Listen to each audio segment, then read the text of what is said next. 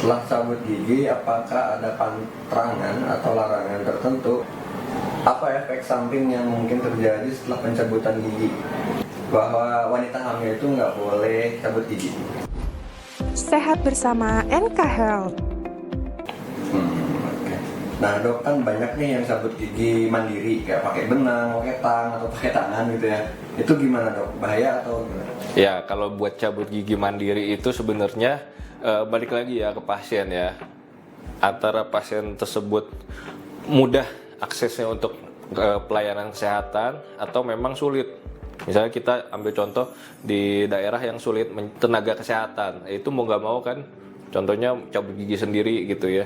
Ya karena memang sulit. Cuman kalau kita ngomong di kota-kota besar, ya baiknya memang kalau untuk cabut gigi, untuk tindakan-tindakan yang ada resiko perdarahan, ya baiknya ke vaskes atau ke pelayanan kesehatan, ke klinik minimal.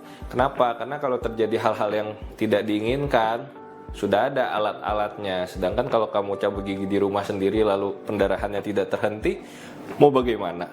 Apakah di rumahmu lengkap alat-alat P3K dan lain-lain, atau ya kalau rumahmu klinik ya nggak apa-apa gitu. Cuman kalau rumahnya nggak lengkap ya bahaya kan, membahayakan diri sendiri gitu. Kenapa harus ke klinik? Ya karena lebih lengkap dibanding cabut gigi sendiri di rumah. Nah, rumah sakit pun demikian, rumah sakit lebih lengkap lagi begitu. Oke. Selanjutnya, apakah benar bahwa pencabutan gigi dapat menyebabkan kematian? Ya, jadi untuk cabut gigi sendiri itu bukan cabut gigi oleh diri sendiri ya. Maksudnya cabut gigi secara keseluruhan itu bila dilakukan dengan baik, riwayat kesehatannya baik, dan tidak ada penyakit bawaan dan komplikasi lainnya, itu tidak menyebabkan kematian. Tapi bisa jadi pasien tersebut tidak mengetahui bahwa di dirinya itu ada kelainan. Contohnya ada HIV atau ada kelainan darah yang sehingga menyebabkan pendarahan itu tidak bisa berhenti, dan itu tidak diketahui oleh pasien dan tidak pernah cek sebelumnya.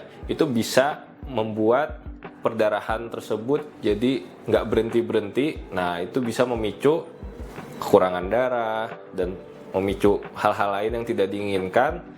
Maka dari itu baiknya cabut gigi ya ke fasilitas kesehatan atau ke klinik atau ke rumah sakit. Jangan sampai kalian cabut gigi tidak mengetahui riwayat kesehatan, ternyata komplikasi. Nah, itu udah sulit itu gitu. Terakhir, apa tips yang dapat diberikan kepada orang-orang yang masih merasa takut buat cabut gigi? Ya, pastinya kalau cabut gigi itu semua orang pasti takut. Nggak ada yang orang happy ketika mau cabut gigi. Tapi kamu balik lagi berpikir ya, cabut gigi itu untuk kesehatan. Kesehatanmu untuk masa depan.